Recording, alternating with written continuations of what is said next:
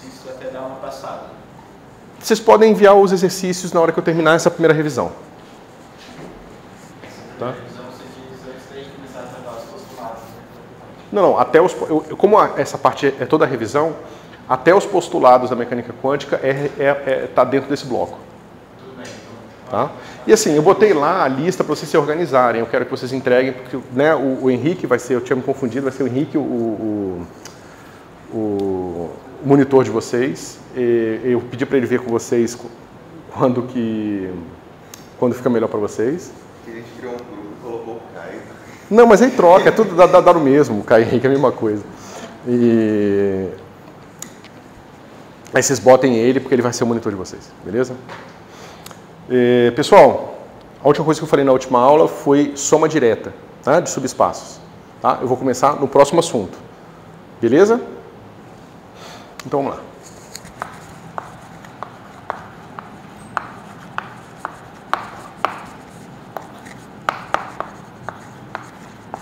Então, pessoal, operadores lineares.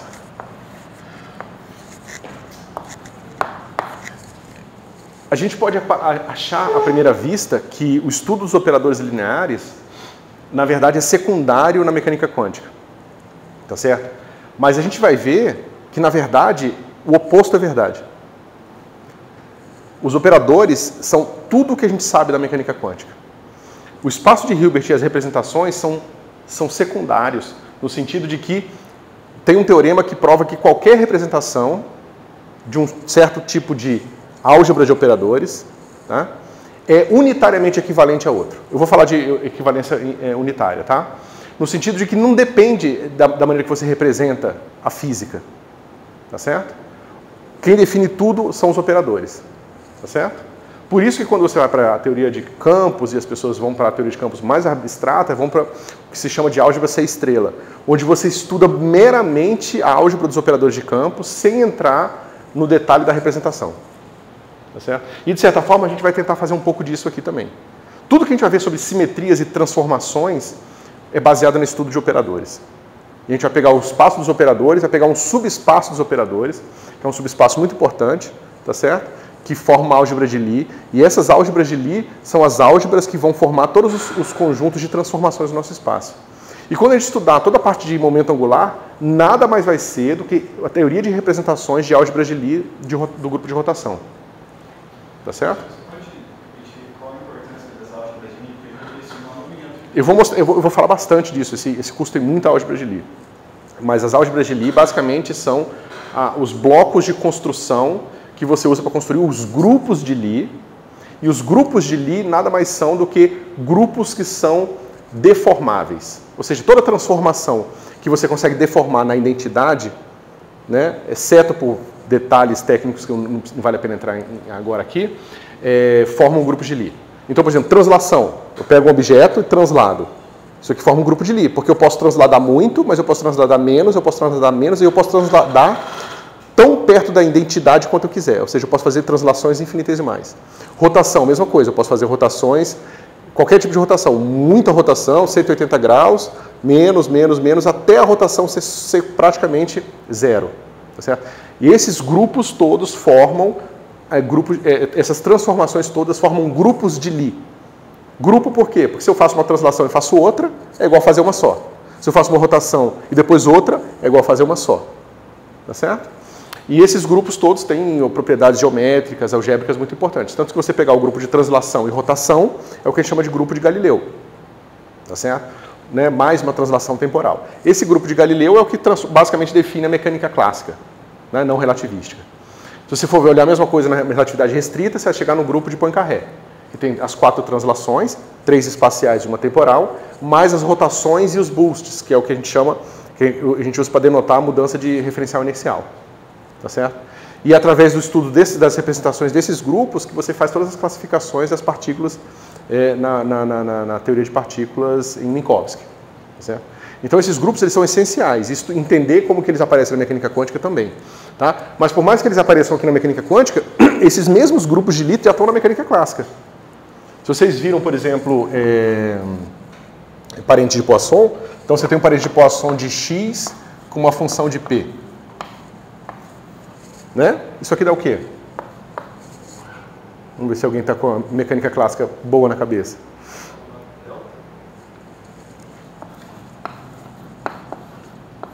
A DFDP. Tá certo?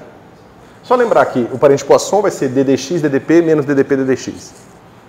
Né? Trocado do argumento. Aí você pensa o seguinte, bom, mas quem é F de P mais Epsilon? Eu posso expandir em Maclaurin, né? Então isso aqui vai ser F de P mais DF dP, né? FdP vezes Epsilon mais D2F dP2 Epsilon quadrado sobre 2 mais tá. Tá certo? Mas veja bem, DDP, que está aqui, eu posso escrever como se fosse aqui. Posso escrever como se fosse, não, eu posso escrever assim. Então isso aqui eu posso escrever assim, ó. F de P mais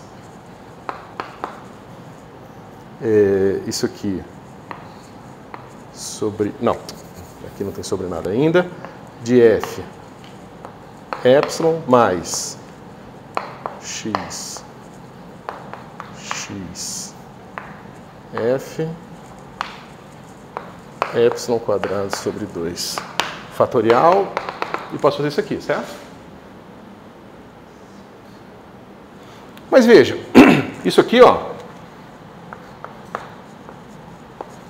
pega uma f de P e leva numa outra função de P, que no caso é DDF-DP. Então isso aqui é um operador linear, tá certo? Então, na verdade, esse operador linear aqui é o que a gente chama de gerador de uma transformação. Ele está gerando a transformação que pega uma f de P e leva em f de P mais epsilon. Então, basicamente, o que a gente vai definir é exponencial de epsilon x ponto. Você vê que ó, vai aparecer sempre assim, ó, esse cara aqui. A ele ao quadrado, que é ele aplicado nele, aplicado na função. Quer dizer, ele aplicado na função e ele aplicado nele, aplicado na função. Tá certo? E assim por diante. Sobre 2 fatorial, 3 fatorial, que é justamente a série do exponencial. Tá? A gente vai ver que, na verdade, isso aqui que aparece na mecânica clássica, isso aqui é um elemento do grupo de Lie na representação lá na mecânica clássica. E esse cara aqui é um gerador da transformação lá na mecânica clássica. Basicamente, o que vocês vão ver na mecânica quântica é que o operador X... ele faz esse papel aqui. Então, o operador X translada no espaço dos momentos e o operador momento translada no espaço das posições. O momento na posição é fácil de entender, né? Ou seja, a velocidade é o cara que translada a posição. Tudo bem. Né? O outro é um pouco mais difícil, mas a gente vai chegar lá. Certo? Isso aqui é a parte inicial do curso, tá certo? Só estou mostrando para vocês que tudo que a gente está vendo, vocês já viram no passado com outros nomes de uma forma mais simplificada.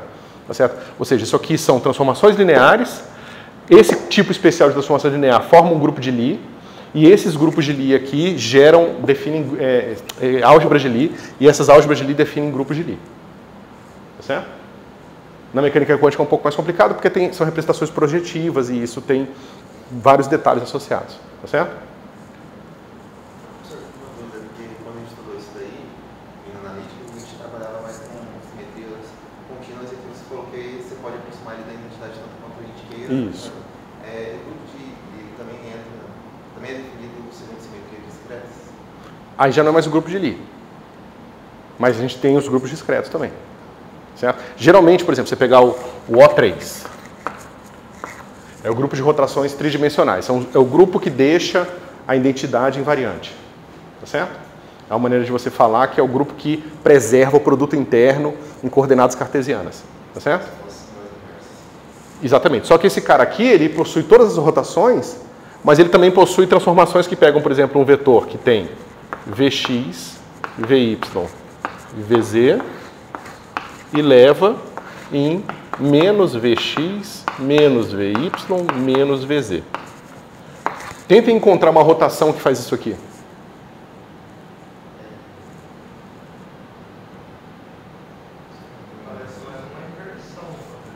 Então, isso é uma inversão. E não existe nenhuma rotação que você consiga fazer ela continuamente da identidade até um elemento que faça isso aqui. Então, esse grupo aqui, ó, ele contém todo o grupo de Lie mais a inversão espacial.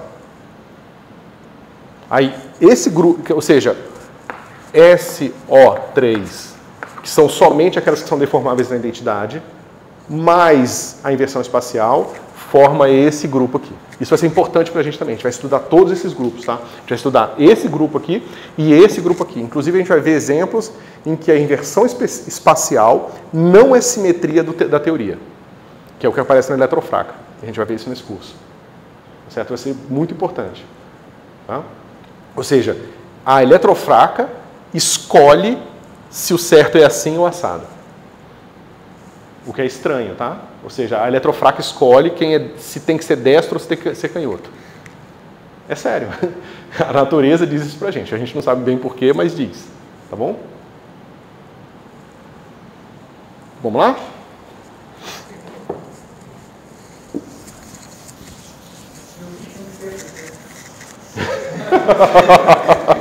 Não, é aí que tá, é pior. Tem que ser um deles, não pode ser o outro. Mas qual um deles é uma questão de definição. Então você pode escolher qual o certo e ficar com ele. O que eu quero dizer é o seguinte, se você invertesse todo... Se você pegasse o nosso espaço agora, fizesse uma inversão espacial em todas as coisas, ele não continuaria se comportando da mesma forma. Se eu pegar todo o meu universo, dado uma teoria que é simétrica, por exemplo, por translação espacial. Se eu pego todo o meu universo infinito, pego toda a matéria que está dentro dele e translado 1 metro para a esquerda, seja a esquerda em qualquer direção. O universo vai se comportar da mesma forma, não muda nada. Agora eu pego o meu mesmo universo, escolho um centro aqui e faço uma inversão espacial. Tudo que está aqui eu boto aqui, tudo daqui eu boto aqui, tudo daqui eu boto aqui e assim por diante. Solto o meu universo, ele começa a se comportar diferente. Por causa da eletrofraca. Tá certo? Operadores lineares. Então eu vou chamar de OP, V, tá? O espaço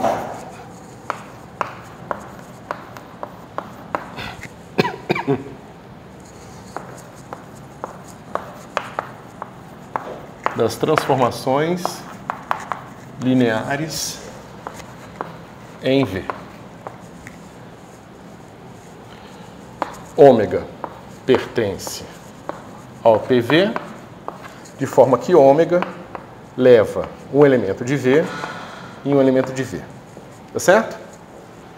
Mapas, geralmente a gente define assim, ó, ômega de V, né, é o elemento de V, certo? Mas mapas lineares, geralmente a gente não usa esse parênteses aqui. Mas não deixa de ser um mapa, tá certo? Ou seja, normalmente a gente define simplesmente assim, ômega V, pertencente a V. Tá certo? Mas é um mapa. Pega um vetor, leva no vetor. Ele é linear, então ele satisfaz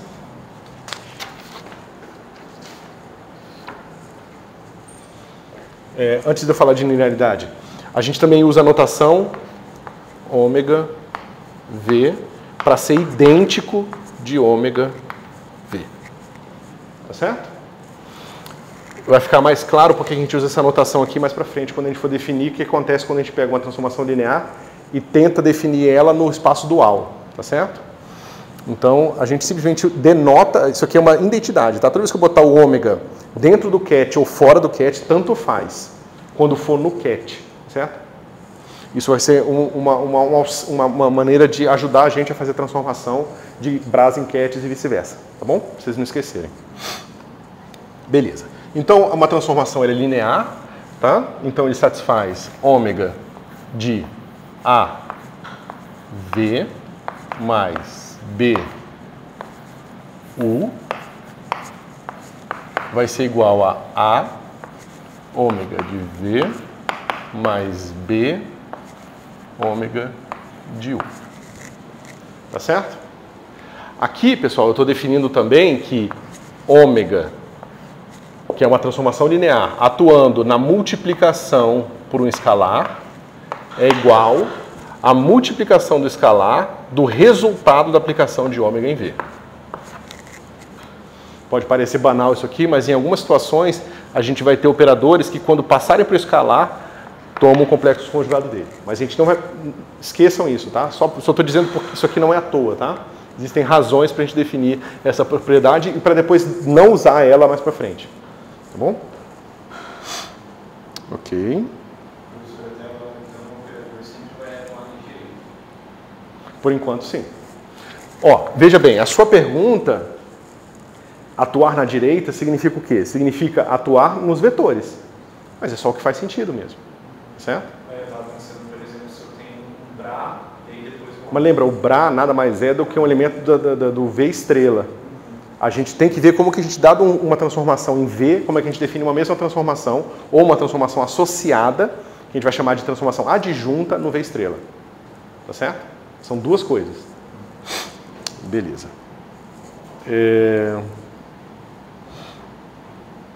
No livro ele define direto isso aqui, tá? Ele vai falar o seguinte, eu também tenho aqui um Bra, e aí eu vou dizer o seguinte, A ômega, tá? Isso aqui é A resultado de V com ômega sendo aplicado, tá? E também vai ser linear à esquerda nesse mesmo sentido, tá bom? Vou ter o seguinte, ó, A, V, mais B, U, tudo isso com ômega, vai ser A, V, ômega, mais B, U, ômega. Tá certo? Mas, por mais que a gente possa definir isso direto assim, é muito melhor nós irmos na definição do produto interno original, com aquela notação mais extensa, para entender o que a gente está fazendo, tá bom? Então, vamos lá. O que significa isso aqui?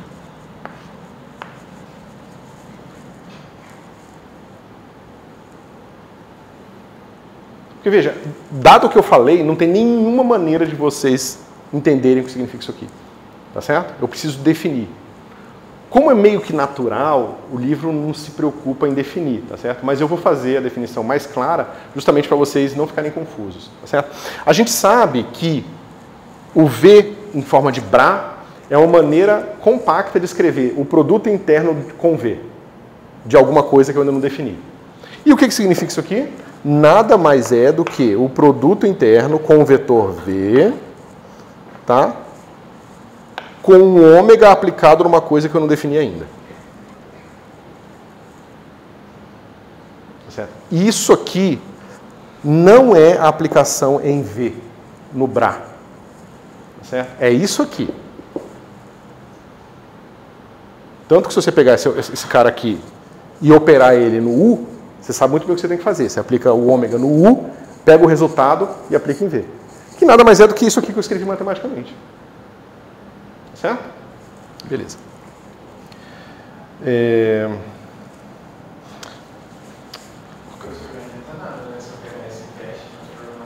Pegar esse dado, transformar em cache, ele ainda não vai estar falando nele porque ele está na esquerda.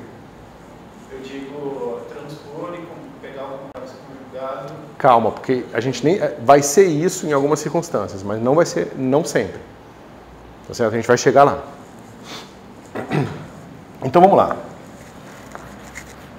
Representação adjunta. Tá certo? De ômega. Ou seja, para um ômega pertencente ao espaço dos operadores em V, tá certo? Existe um único ômega cruzinha aqui, tá certo? Que também pertence ao conjunto dos operadores em V, tá certo? Tal que V ômega U é igual a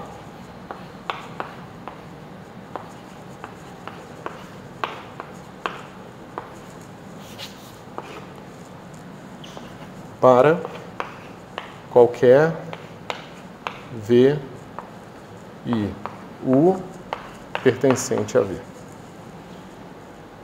Tá certo? Então é o seguinte, eu tenho um produto interno e eu tenho um espaço vetorial. Certo? Com isso, eu sei definir o produto interno de dois vetores. Em particular, de um vetor que é o resultado da operação de uma transformação linear com outro vetor. Que é isso aqui. Certo? Agora eu falo que isso aqui está bem definido, eu falo que existe um outro operador, que eu vou chamar de ômega dagger, né, adaga, cruz, sei lá, né, que tem o mesmo efeito se eu operar primeiro ele no vetor da esquerda e depois tomar o mesmo produto interno. Tá certo? Eu quero que vocês... Deixa eu ver se eu botei... Não botei como exercício. Mas provem, tá? Que esse cara existe e é único. Tá bom?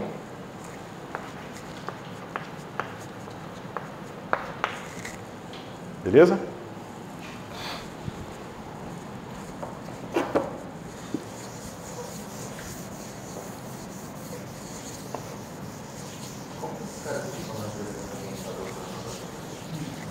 A gente vai fazer isso agora. Tá certo? Então, ou seja, a gente sabe o que é isso aqui. Né? A gente sabe que isso aqui é igual a produto interno de V com ômega aplicado em alguma coisa. Tá certo? Mas agora a gente sabe que a gente pode tirar o ômega daqui e botar o ômega adjunto aqui. Então vai ficar assim, ó. Ômega adjunto V, vírgula, ponto. Tá certo? Mas pela definição da notação que a gente fez, que eu já apaguei aqui, eu posso botar esse cara aqui dentro do V. Né? Vai ficar assim, ó. Ômega, dagger, V, ponto.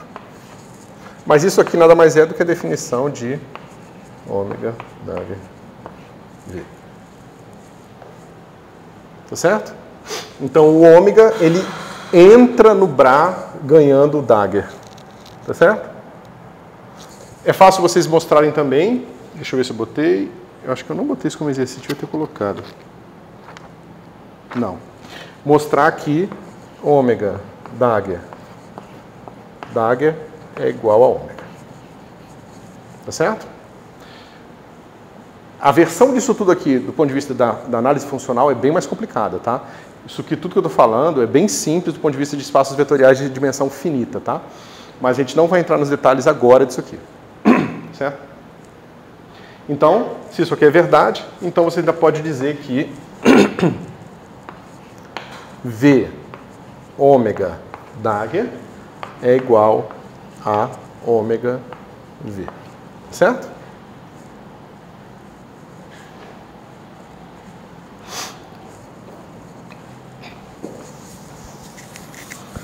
É muito comum trabalharmos com representações adjuntas, tá?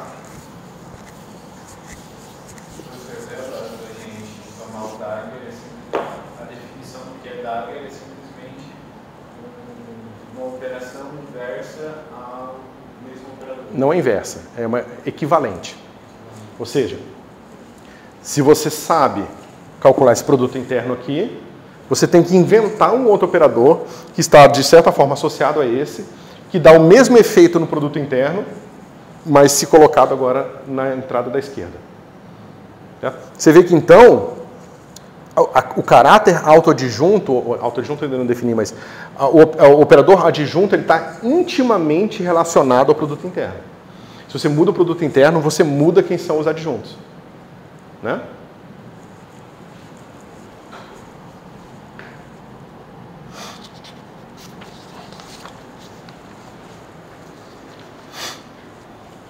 O espaço dos operadores também vai ter a identidade.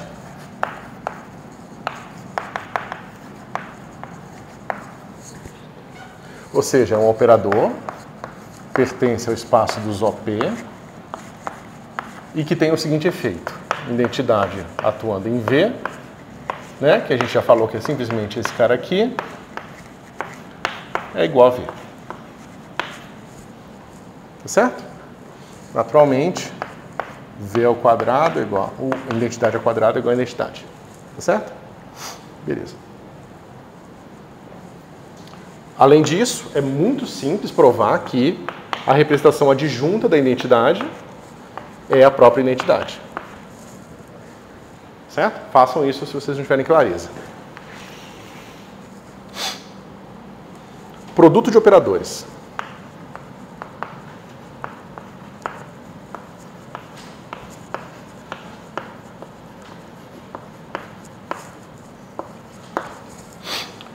Então vamos lá.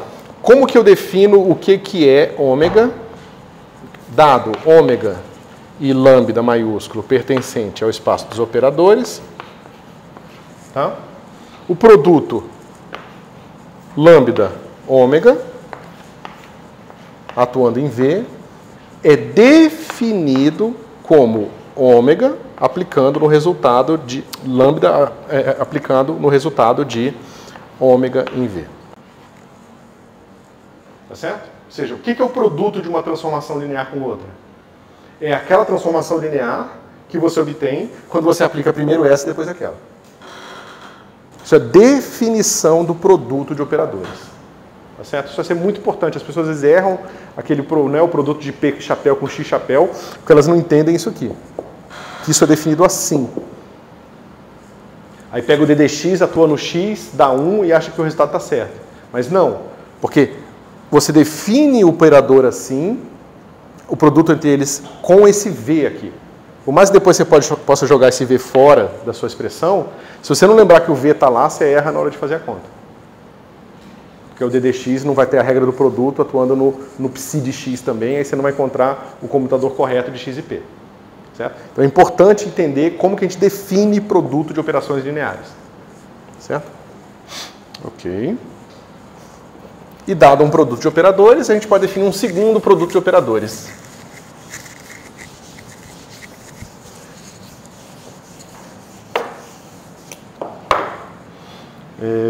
Que se chama comutador. Ou seja, uma vez que eu tenho esse produto definido, que é simplesmente a justaposição dos operadores, eu defino o comutador de lambda e ômega como sendo lambda ômega menos ômega lambda. Isso é a justaposição dos operadores? Isso. Justaposição é botar um do lado do outro. Tá? Aí, em relação a esse produto aqui, vocês vão fazer 1, 5, 11, 1, 5, 12, 1, 5, não, 10, 11, 12 e 13. Tá? Então, eu tenho um produto e desse produto eu defino um segundo produto. Tá certo? Esse segundo produto vai ser importante, porque, como eu falei para vocês no começo, ele vai definir o que a gente chama de uma álgebra de Lie. Tá certo? A álgebra de Lie é uma álgebra que tem um certo produto, que tem as características que esse produto vai ter. Tá certo? Mas vocês veem que, nesse caso específico, esse produto é derivado deste produto aqui. Quando vocês pegarem um livro de álgebra de Lie, ele não vai falar que isso aqui existe. Não precisa existir esse produto, basta existir este produto aqui. Eu sei que pode parecer confuso, tá? Mas é que nesse contexto, os dois produtos estão associados, existem esses dois produtos. Tá? E quando você estudar grupos de Lie, puramente pelos grupos de Lie, não vai haver necessariamente a definição daquele produto ali. Bom? Ok. Deixa eu ver.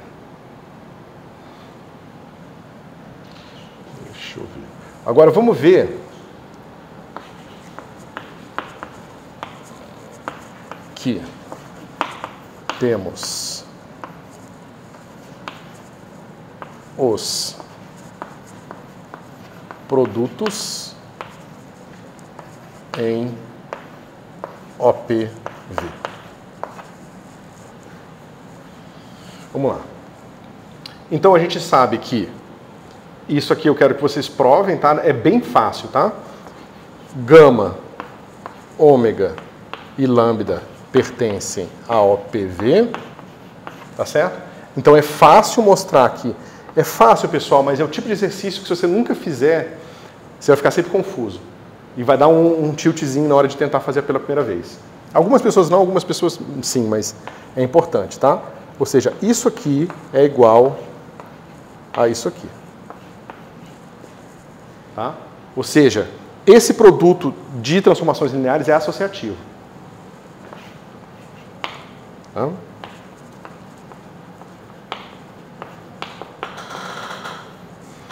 Outra coisa é que identidade com lambda é igual a lambda vezes identidade, que é igual a lambda. Poxa, desculpa, eu estou confuso. O que significa essa segunda propriedade? Espera aí.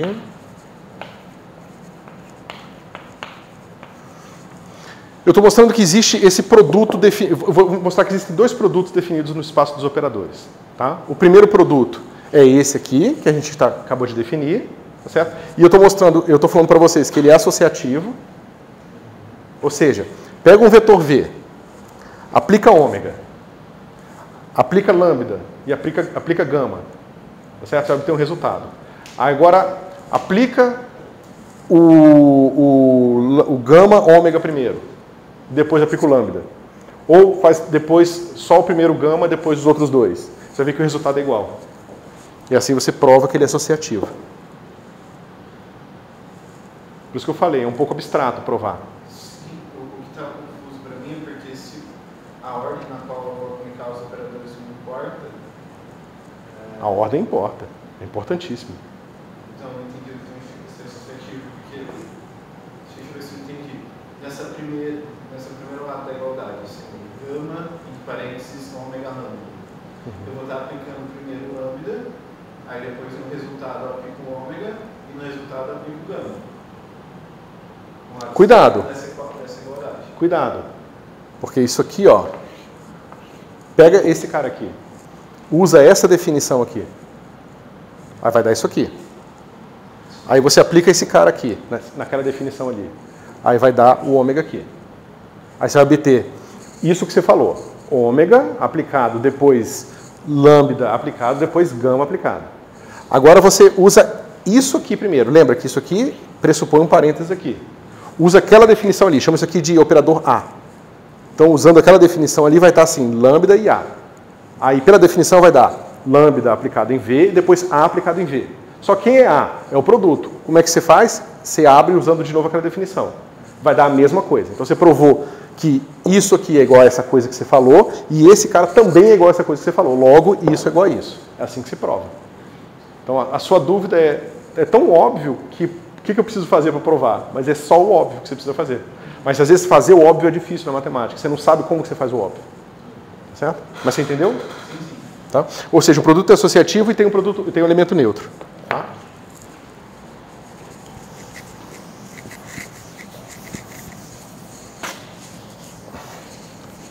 Outra propriedade, outro produto importante que a gente pode botar no espaço dos operadores é o seguinte.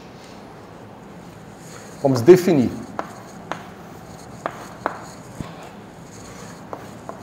Ômega, lambda mais ômega, é aplicado em V, é definido como sendo lambda V mais ômega V. Então veja, isso aqui é uma definição ponto a ponto de novo. Só que ponto a ponto que a gente viu lá atrás era x, elemento da posição na reta.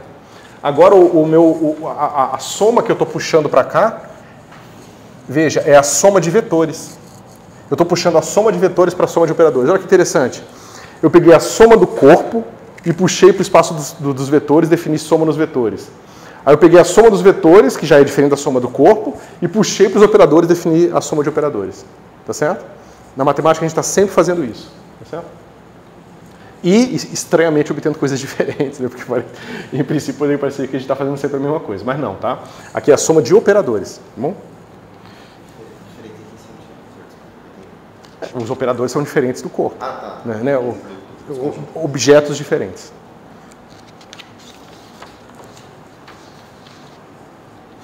Tá certo? É fácil ver que ômega mais lambda é igual a lambda mais ômega.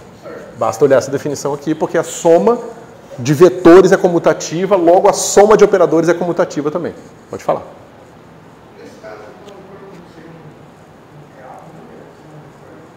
Quem?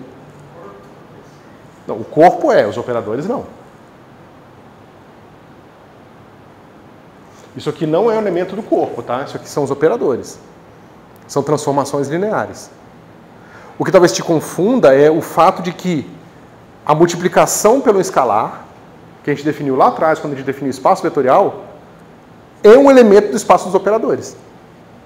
Não é? Multiplicar por escalar é pegar um vetor do espaço V e levar em outro vetor do espaço V. Então, na verdade, o corpo, a multiplicação pelo corpo, é um subespaço dos operadores. Forma um subespaço dos operadores. Por isso que você pode pensar que, na verdade, a multiplicação por escalar é simplesmente a multiplicação por esse operador especial aqui. Tá certo? Professor, uma operador pode ser representado tanto como um vetor quanto uma matriz, qualquer tipo. Não, operador é transformação linear. Por enquanto, ele não é nada disso que você falou. A gente vai mostrar que em algumas situações ele tem elementos de matriz. Tá certo? Mas em algumas situações não. Por exemplo, quando o operador for ddx, tenta calcular o elemento de matriz. Você vai encontrar uma derivada de uma delta de Dirac. Que não é nada muito parecido com uma matriz que vocês estão acostumados. Portanto, é o elemento de matriz, entre aspas, desse operador.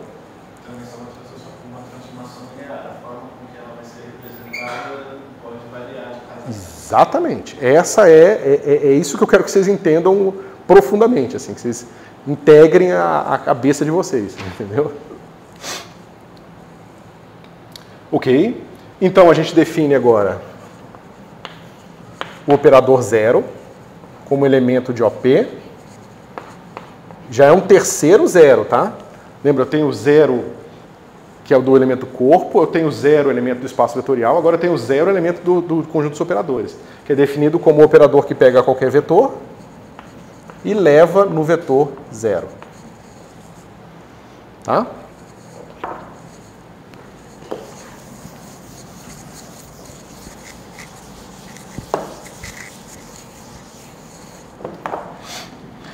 E uma vez que isso está definido, a gente vai definir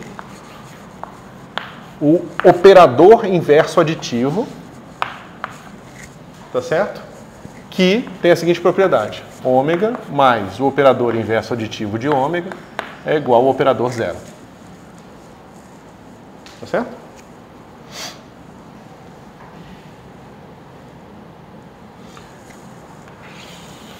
Com essas definições. Quem está de cabeça para baixo? Ah, caramba! Obrigado.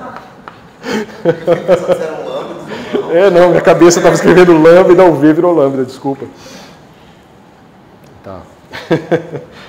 Então, finalmente, dadas essas definições aqui, a gente consegue provar facilmente que lambda mais gama, tá? Aplicado a ômega, aplicado a V. A gente usa aquelas regras ali todas e a gente mostra isso aqui sendo mais V. Tá certo? Ou seja, tem uma distributividade do produto de operadores sobre a soma de operadores. Tá certo? Que de certa forma a gente também carregou lá do espaço vetorial misturado com outras propriedades. Tá certo? Você vê que tem muitas áreas da física que é engraçado, mas pega toda a teoria pega toda a mecânica quântica, pega uma dessas propriedades aqui e muda. Agora a soma não é mais comutativa. A soma, toda vez que você trocar a ordem da soma de operadores, aparece um termo novo lá. Aí você chama isso de álgebra deformada, do tipo, vai dar o nome de um russo, e aí você publica 1000 papers vendo as consequências físicas daquilo nos sistemas, entendeu?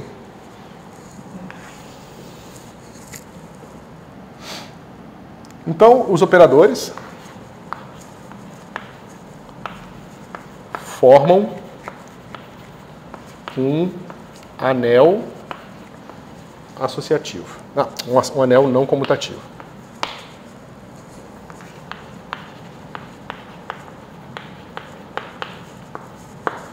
Tá? Então, um conjunto OP-V que tem aquele produto com com aquelas propriedades, e tem essa soma com essas propriedades, é o que a gente chama de um anel comutativo. Tá bom?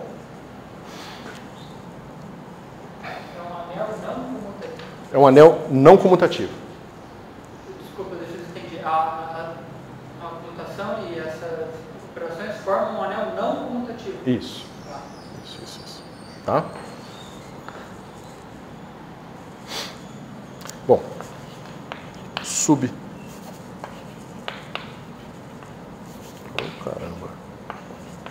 Subgrupos. Tá? Então eu tenho um G subconjunto de OPV. Professor, poderia dar um exemplo de anel comutativo? O anel comutativo, os números reais. Mas ele é mais que isso, porque ele tem mais propriedades, tem a divisão, não sei o que e tal. Tá? Se pegar os números reais, tira o zero, então tem o inverso multiplicativo também. Aí forma o corpo, entendeu? Então, se você pega um corpo e tira um pouco de coisa, vira uma álgebra de operadores lineares, por exemplo. Tanto que existem pessoas que fazem mecânica quântica ou geometria não comutativa. O que é geometria não comutativa? Pega a geometria que você está acostumado, geometria diferencial, e tira a comutatividade do corpo. E vê o que você encontra. Tá certo?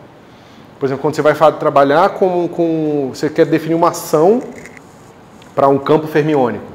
Você descobre que você não pode usar mais esse corpo, os elementos do seu corpo não podem mais simplesmente comutar, eles têm que anticomutar. Tá certo? Tem uma, bom, é complicado, mas assim, essas propriedades podem ser úteis para representar coisas físicas verdadeiras. Certo? Tá? Então, um subgrupo, G, que é um subconjunto desse cara aqui, é um subconjunto G desse cara aqui que é fechado no sentido de que, por exemplo,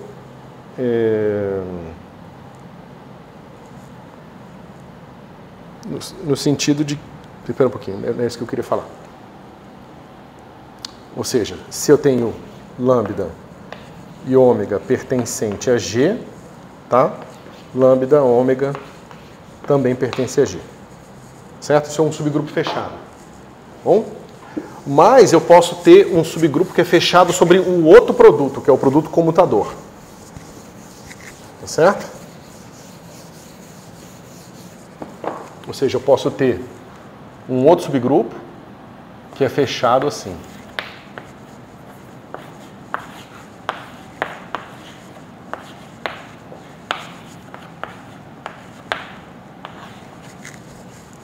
Certo? Subgrupos do meu grupo de transformações lineares que tenha essa característica aqui formam o que a gente chama de uma álgebra de Lie. Tá certo? Guarda esse nome porque ele vai ser importante. A gente vai ver que vários subgrupos do grupo das transformações lineares vão formar álgebras de Lie importantíssimas. Tá certo? Basicamente, o que a gente vai estudar, metade desse curso, é a teoria de representações dessas álgebras e dos grupos, né?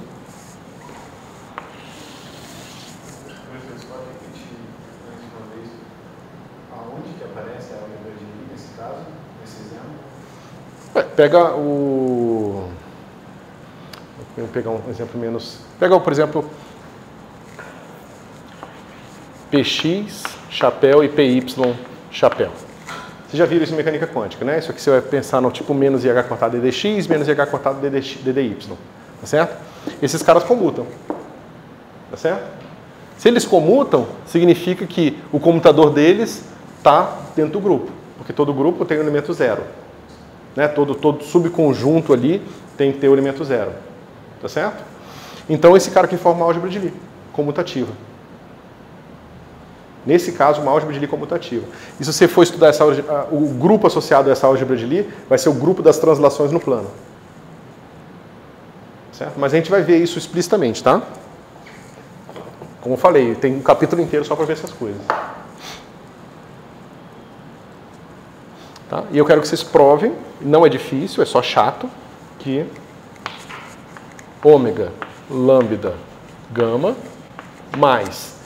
Nunca esqueçam mais quase todas essas propriedades, tipo produto de Jacob, identidade de Jacob e tal, é só você fazer permutações cíclicas. é sempre o cara andando como se fosse na tela do videogame. Então esse cara aqui, ele vai para cá, só que não tem mais para onde ir, então ele vem para cá. Empurra o ômega para cá e o lambda para cá. Você faz isso 3 vezes e você tem a identidade de Jacobi, tá? Então, ó, veja, o gama veio para cá, aí o ômega andou para a direita e o lambda andou para a direita.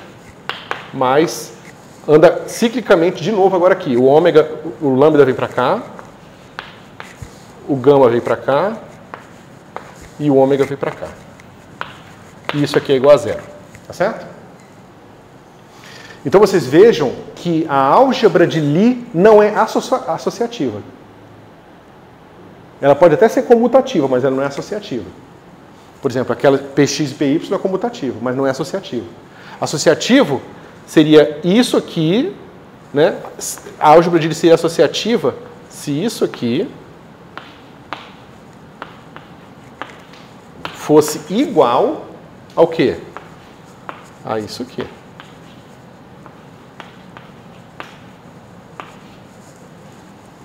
Tá certo?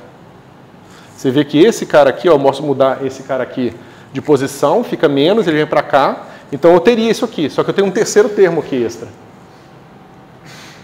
Tá? Então isso aqui não é verdade. É um outro tipo de álgebra.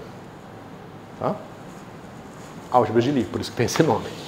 Professor, essa identidade de Jacobi para comutadores de operadores.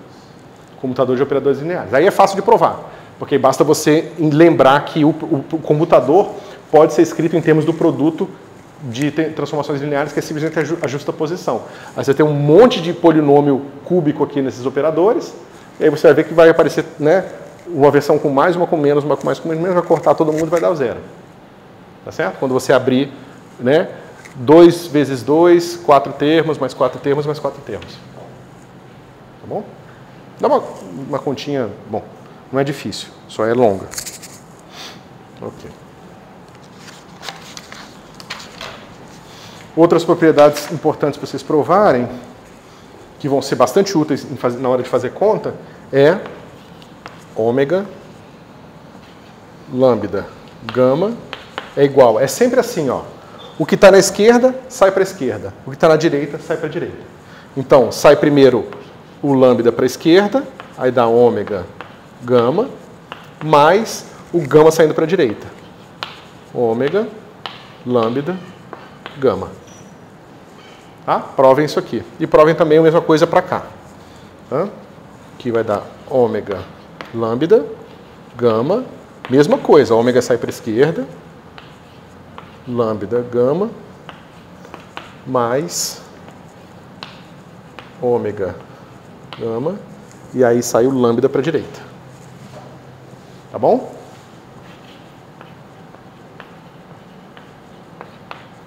Provem isso aí.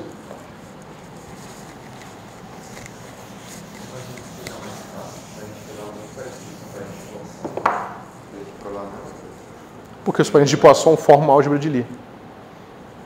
Então, tem as mesmas propriedades. Todas as álgebras de Lie vão ter essas propriedades aí.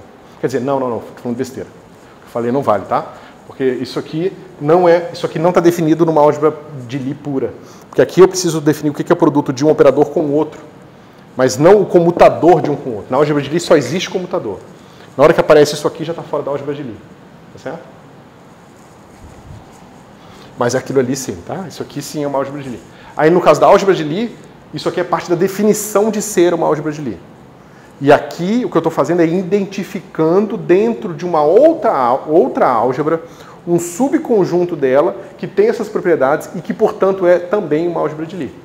Você vê que é diferente. Tá?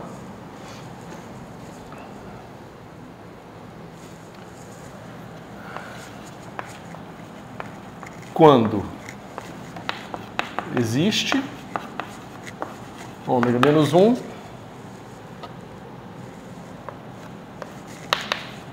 temos ômega menos 1 é única e ômega menos 1 ômega é igual a ômega menos 1, que é igual à identidade. Certo? E vocês podem provar rapidamente que ômega lambda, claro que se existe a inversa, tá? Isso aqui vai ser igual A lambda ômega. Tá certo? Muda a posição. Provem isso aqui, para vocês nunca mais esquecerem que vai mudar a posição. A prova é a maneira de decorar a expressão. Você fez uma cara estranha, tá tudo bem? É que eu li menos um.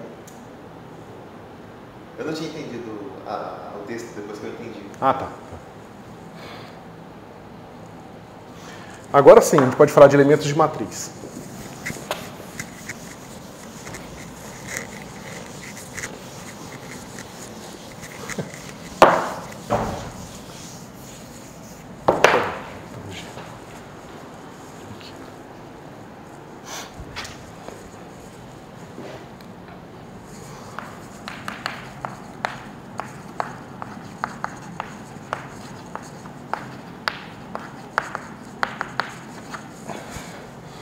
Então, elementos de matriz. Ômega V, eu posso simplesmente abrir isso aqui, vai ficar assim, somatório de 1 até N, de VI, ômega, EI. Tá? Agora, o que eu vou fazer? Esse truque a gente vai usar de novo, então memorizem, tá? Eu vou fazer o seguinte, eu vou botar aqui, antes do meu ômega, uma identidade. E essa identidade eu vou escrever como somatório do EJ, EJ. Ou seja, isso aqui vai ficar assim, ó. Soma de I e J, de 1 até N, de VI, aí vai ficar assim, EJ, EJ, ômega. Lembra que o 1 está aqui. Então eu vou ter que botar aqui o meu EJ, EJ nessa ordem certa, tá? Senão vocês vão errar. Se vocês começarem a errar esse tipo de coisa, voltem para aquela anotação mais completa, que aí vocês não erram, tá bom? Ei. Mas isso aqui, pessoal, é um número. É o produto interno, eu aplico primeiro essa transformação aqui, e depois aplico o vetor resultante, produto interno com esse cara aqui, e tem um número, que eu vou chamar de ômega JI. Tá bom? Vocês concordam?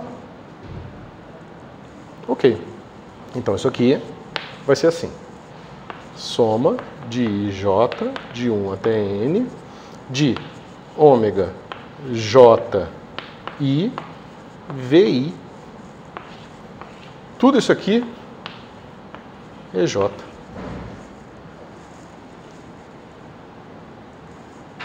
Tá certo? Se quiser deixar mais explícito ainda, eu posso ainda fazer assim, ó. Soma de J de 1 até N. E aqui dentro eu boto assim, ó. Soma de ômega JI VI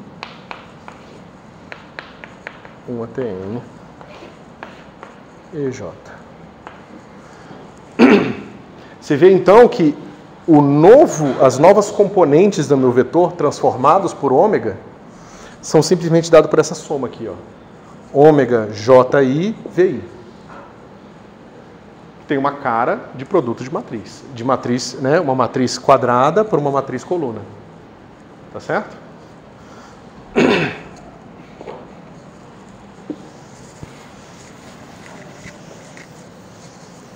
Então é fácil ver.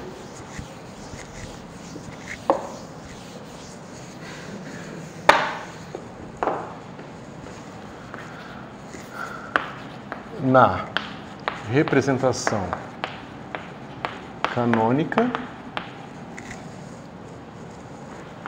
ômega, né? Que a gente pode pensar como a extensão daquele mapa dos vetores.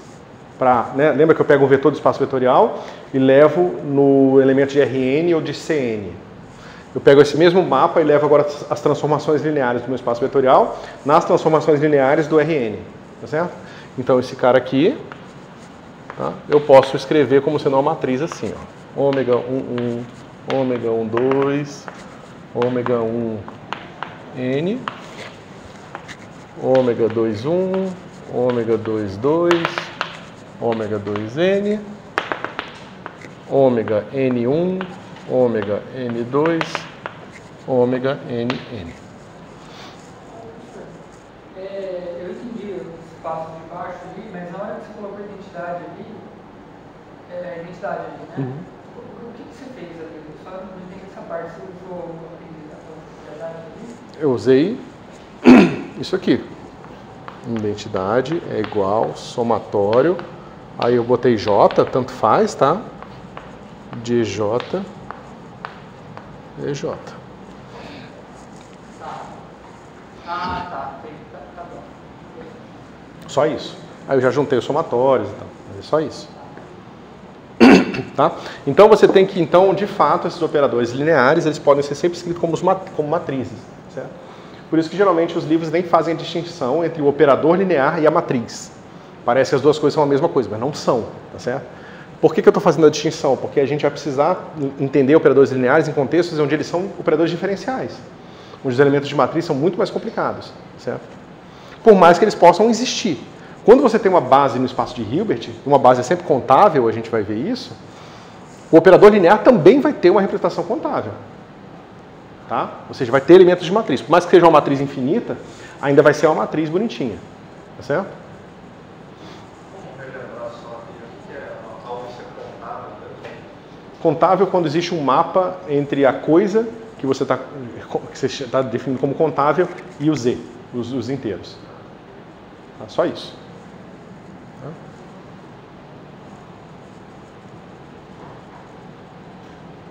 Um mapa injetor.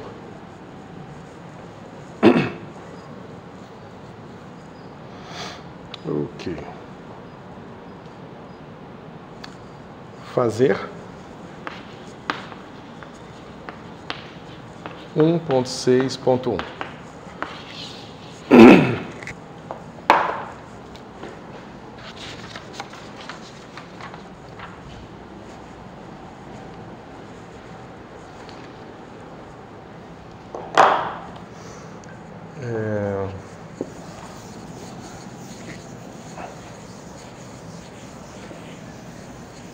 Então a gente viu, pessoal,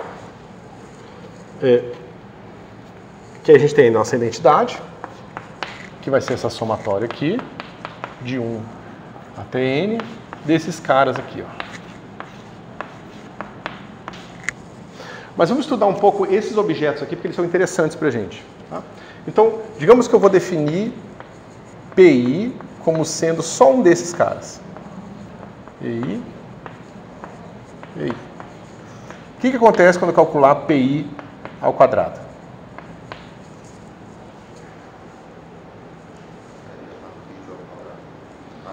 Vai dar isso aqui aplicado nisso aqui dá quanto? Vai dar PI.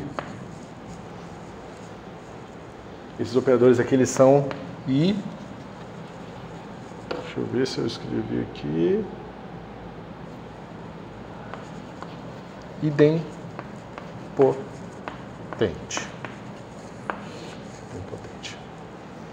Operadores que ao quadrado são iguais a eles mesmos são operadores idempotentes. Tá? Professor, eu entendi que você definiu esse PI. Aqui. Tá. Definido assim. Isso aí você...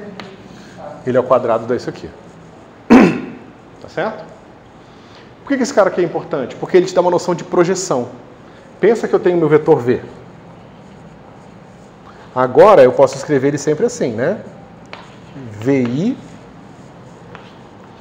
EI. I de 1 até N. Agora eu vou aplicar o meu PJ nele. Quanto que dá, pessoal?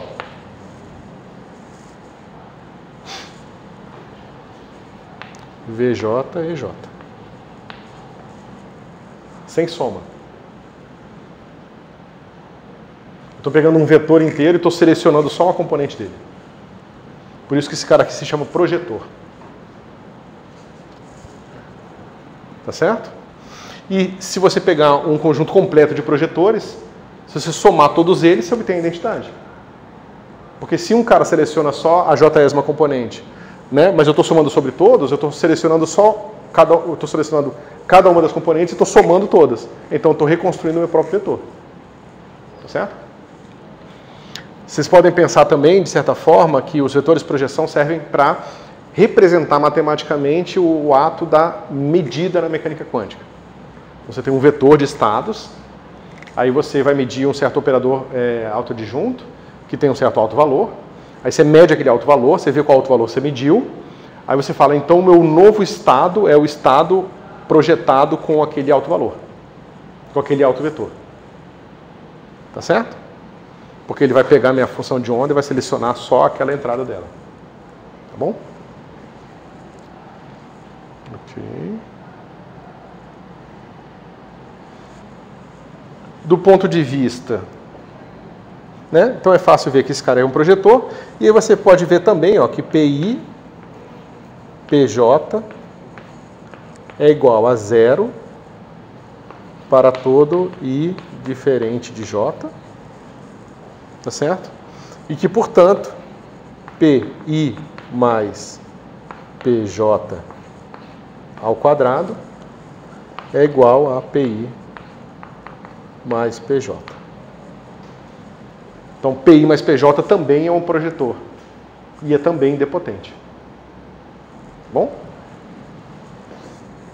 Esses operadores com essas características assim aparecem o tempo todo na física com propriedades bem interessantes.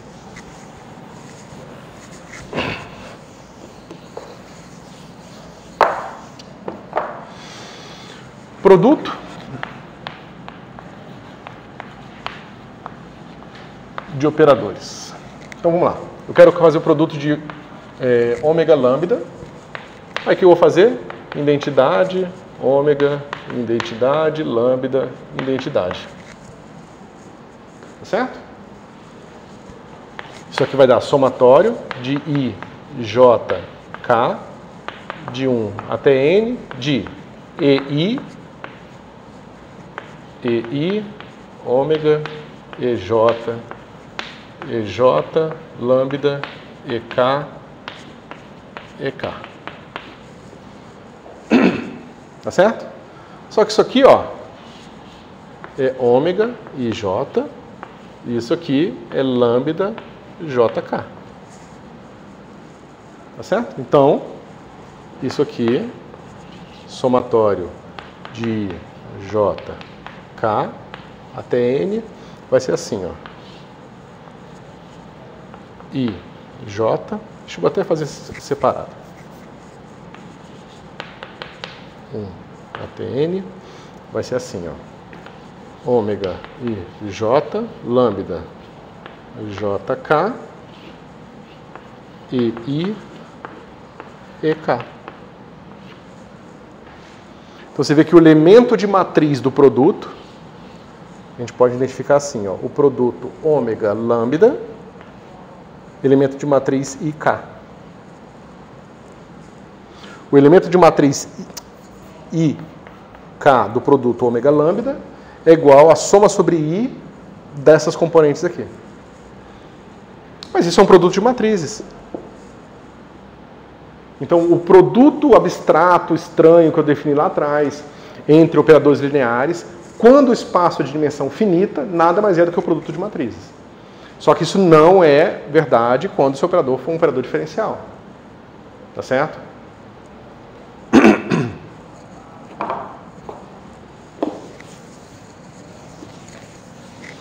Quer dizer, é verdade, mas com matrizes infinitas, tá? Aí um pouco mais...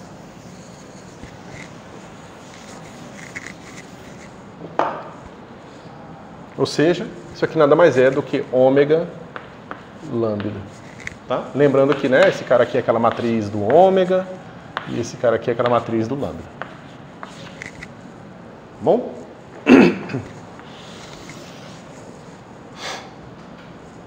Agora vamos ver o adjunto. E é bom que a gente define uma certa nomenclatura aqui agora. Então vamos lá. O adjunto é definido assim.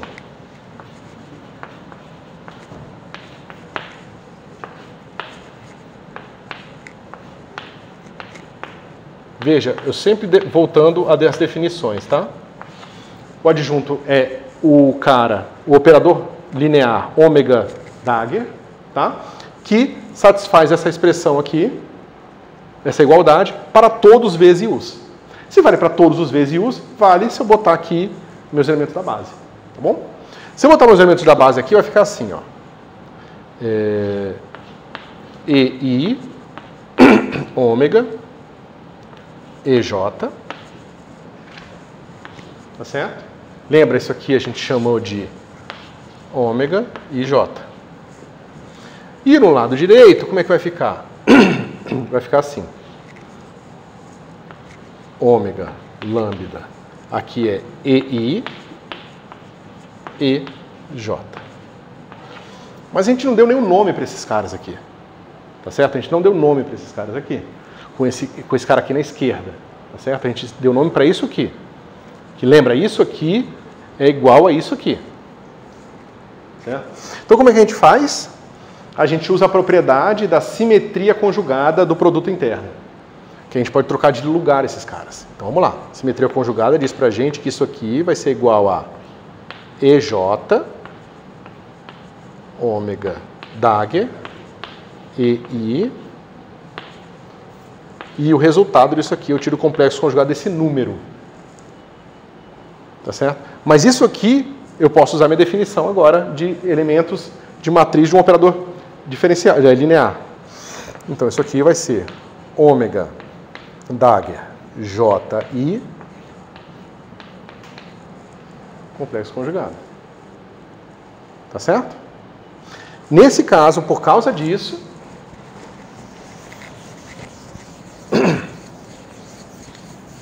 eu sei que o conjugado do conjugado é a identidade, então eu posso dizer o seguinte, ômega, aí eu vou trocar IJ de posição, só porque a gente está acostumado, vai ser igual a ômega, JI, complexo conjugado. Como nesse caso esses caras são matrizes, então esse cara aqui, nesse caso, é igual a matriz transposta conjugado complexo. Tá certo?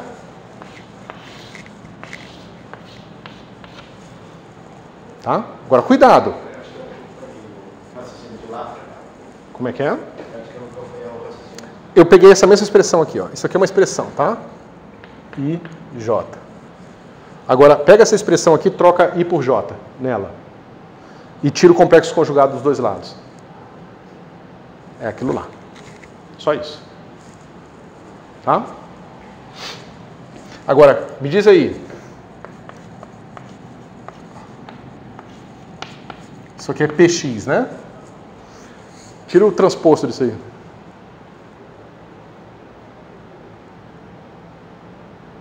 Porque se vocês querem usar isso aqui, vocês vão ter que aprender a tirar o transposto disso aqui. Tá certo? Dá para definir o transposto dessa expressão, definindo elemento de matriz contínua, como se fosse uma matriz contínua e tal.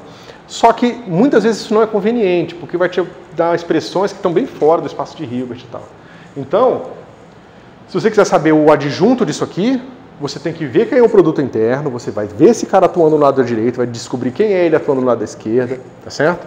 Isso vai dar outras propriedades, outras questões. Por exemplo, se o seu espaço não for a linha inteira, por exemplo, você pegar a reta real só positiva, você vai ver que esse operador nunca vai ser autoadjunto. Por mais que ele seja simétrico. Tá certo? Então tem uma série de coisas bem importantes, tá? Que isso aqui não cobre. A gente é viciado nessa expressão aqui, mas ela não cobre tudo. É bom a gente saber de onde que ela veio e por que, em que circunstâncias ela se reduz à situação simples, tá? Só em espaços de dimensão finita. Bom?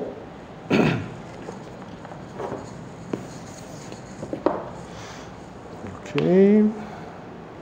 Operador adjunto, beleza.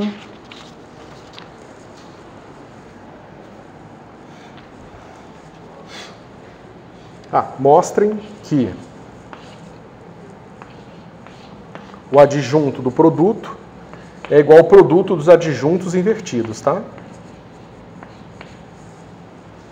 É só você pegar a definição do adjunto, que a gente fez lá atrás, e ver como é que é o adjunto do produto, tá bom?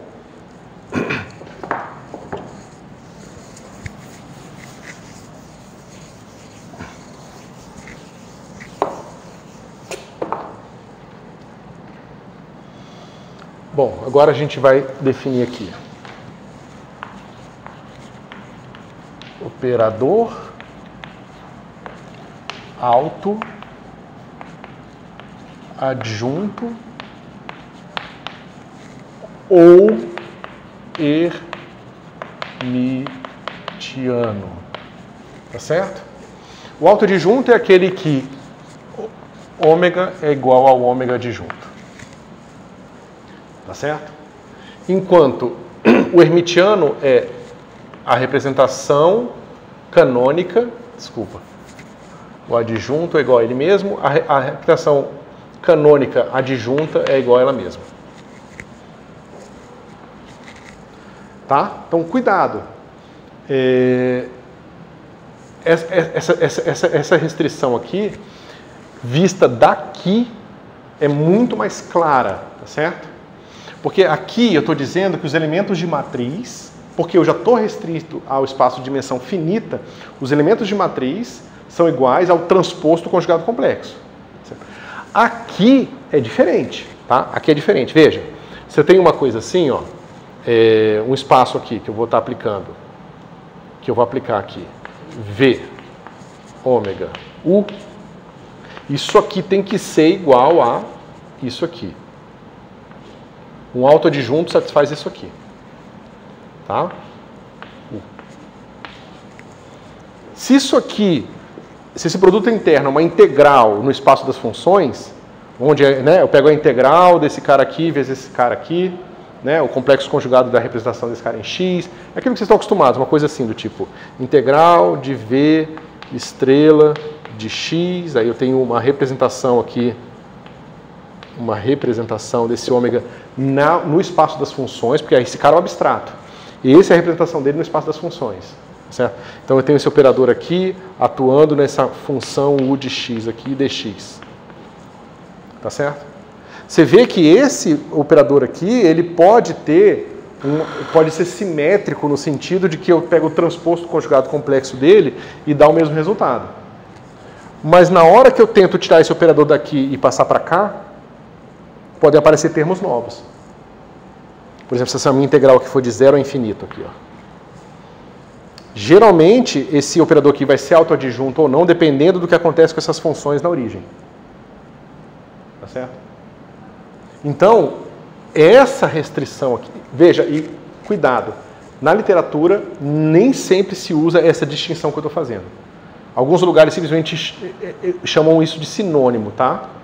Eu gosto de fazer distinção porque essa restrição aqui, ela só é igual a essa em espaços de dimensão finita. Tá? Em espaços de dimensão infinita, você pode ter um certo operador que o transposto conjugado complexo é igual a ele mesmo, e mesmo assim ele não é autoadjunto. Tá certo? Então cuidado. Mas a gente vai olhar isso aqui mais pra frente. Tá? Então esse cara aqui é autoadjunto hermitiano e tem o anti... Mesma coisa, tá? O anti isso e o anti, anti-autoadjunto e anti-hermitiano, que é basicamente o cara aqui que satisfaz isso aqui, menos ômega, tá certo? E esse cara aqui, menos esse cara aqui, certo?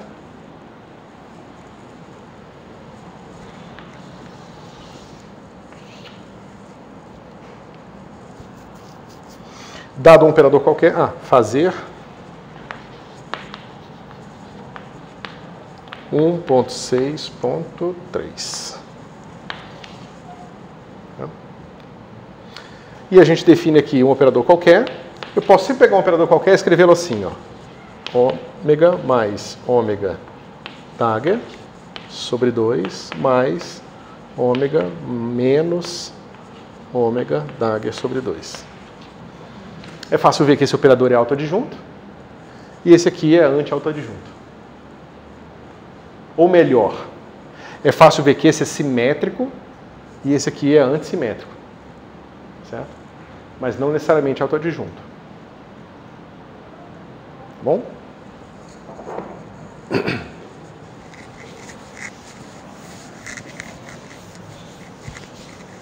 Vocês entenderam a distinção, né, que eu estou fazendo de simétrico e antissimétrico e adjunto e antiadjunto, né? Tá. Depois eu acho que com exemplos vai ficar mais fácil. Tá. Definição. Operador unitário satisfaz U com a identidade e, portanto, como a gente viu que a identidade é única, né, pela esquerda e pela direita, o exercício que eu passei para vocês, então esse cara aqui também é igual a identidade. Tá certo? Esses são os operadores unitários. Por que eles são importantes? Pensa que eu pego um certo espaço V aqui, tá certo? E eu tenho um mapa, tá, U levando no próprio V. Ou seja, eu pego todos os elementos do meu espaço, aplico o meu operador unitário em todos eles, tá certo? O que acontece nesse caso? Se eu pego aqui um V, ele vai em U V. E se eu pego o U minúsculo, vai em U minúsculo. O que acontece com o meu produto? V, U, vai em... Lembra, esse cara aqui, para eu tirar o BRA dele, eu posso botar o U aqui dentro. Não, para eu tirar o BRA desse cara aqui, eu boto o U aqui dentro, tiro o BRA. Quando esse cara sai de dentro do BRA, ele ganha o dagger. Tá certo? Então vai ficar assim, ó. V, U. Só que isso aqui é igual a V, U. Então, os operadores unitários eles são importantes porque eles preservam o produto interno. Como a gente vai ver mais para frente, quando a gente revisar os axiomas, o produto interno é o que define os observáveis, as probabilidades e assim por diante. Tá certo? Então, se eu aplico esse operador unitário aqui, eu obtenho a mesma física. Tá certo? Não muda nada. A minha teoria não ela não muda o sentido físico da teoria aplicar os operadores unitários. Não muda o sentido físico da minha teoria. É pior que isso. Se eu tenho um espaço vetorial V e eu tenho um outro espaço vetorial Vn aqui, se esses dois espaços vetoriais estão ligados a uma transformação também unitária, tá certo? Então, tanto faz eu usar fisicamente esse espaço ou esse espaço aqui. Ambos dão o mesmo resultado. Tá certo? E aí, aquilo que eu estava falando para vocês no começo da aula, que era a relevância dos operadores, é a seguinte. Para você quantizar, você pega o P e o X, promove operadores e fala agora que comutador de X e P vai ser IH cortado. Certo? Tem um teorema que garante o seguinte. Todas as representações em espaços de Hilbert de operadores que satisfazem essa regra são unitariamente equivalentes entre si. Então não importa, você vai pegar aqui espaço das sequências ordenadas para representar, ou do espaço das funções, ou do espaço das torradeiras. Não interessa. Se você conseguir uma representação de verdade, então elas vão ser unitariamente equivalentes. Então tanto faz você fazer conta em vetor, função ou torradeira. O resultado físico é o mesmo, entendeu? Ou seja, o que parece ser essencial para a gente, que é o espaço dos estados, a maneira que a gente escreve eles é totalmente relevante. Já estava definido na hora que a gente definiu os operadores. Tá certo? E é o que acontece na teoria de campos. Isso não é mais verdade na teoria de campos. Existem maneiras não equivalentes de definir representação da sua teoria de campos. E é isso que faz com que, em teoria de campos em espaços curvos, você não consiga definir globalmente o significado de partícula. Então não existe mais partícula em teoria de campos. Em espaços curvos. Tá?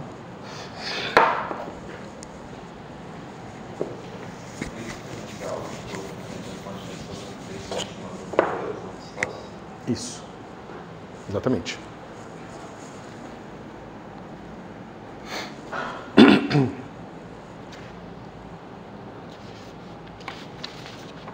Inclusive, pessoal, aqui, ó, nesse exemplo que eu estou dando aqui, ó, vocês podem provar que o mapa φ é unitário.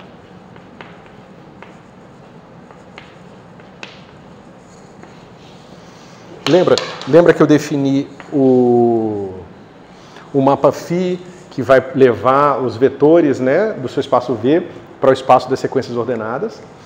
E eu defini como que a gente mapeia também os operadores. Se você olhar isso do ponto de vista de operadores unitários, você vê que esse cara aqui é um operador unitário. Tá certo? Ou seja, tanto faz você fazer as contas com matrizes ou fazer as contas com objeto abstrato. Quando a representação de matriz existe, mas nem sempre ela vai existir, entendeu?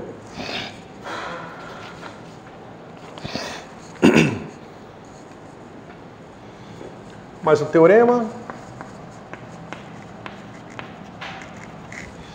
A gente pode ver que na representação canônica de um operador unitário, ele pode ser pensado como uma matriz, que eu já falei para vocês, e vocês podem pensar o seguinte: essa matriz ela tem colunas. Certo?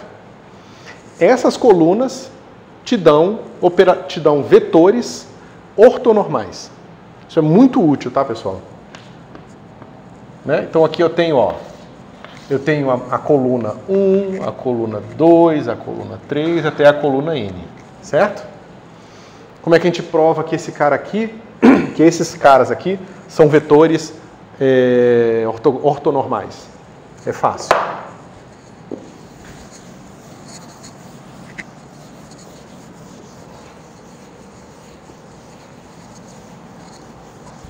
Isso aqui é muito útil, tá? Porque basicamente tudo que a gente faz em física começa com um operador e com esses caras aqui, ó.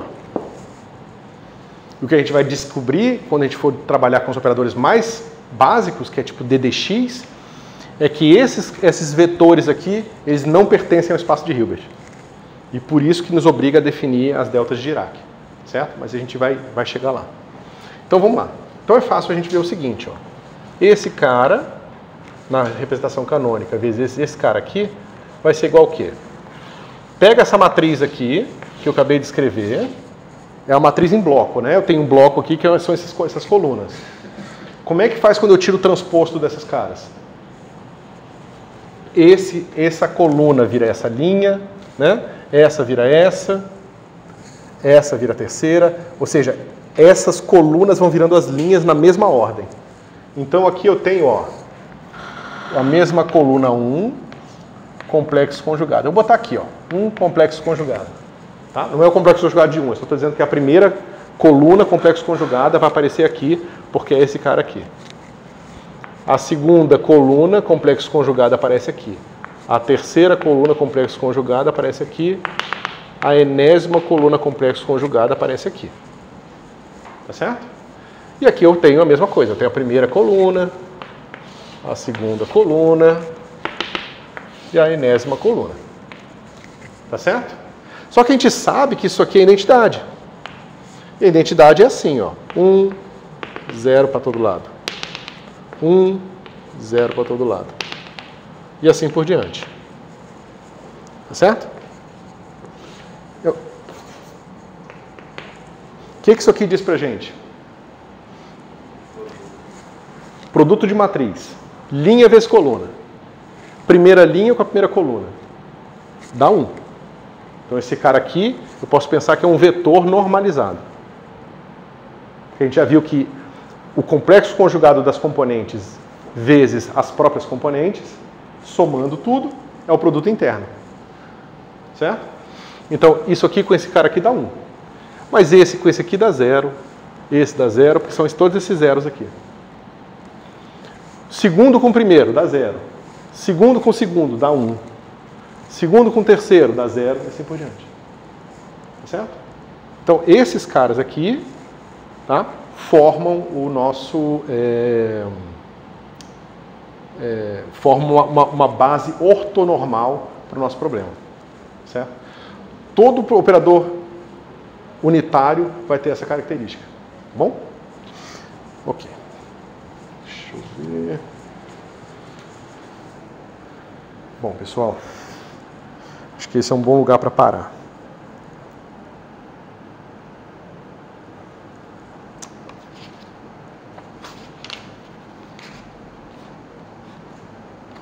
Eu acho que a gente vai precisar de mais uma ou duas aulas para fechar. Mas como eu falei para vocês, eu acho que é importante a gente fazer essa revisão, principalmente esse pedaço agora, Porque, como eu falei, a gente vai fazer aplicações de novo dessas mesmas coisas, tá? A não ser que vocês me digam que tá tranquilo, assim. Que... Tá bom assim. Tá bom assim. Tá. Eu acredito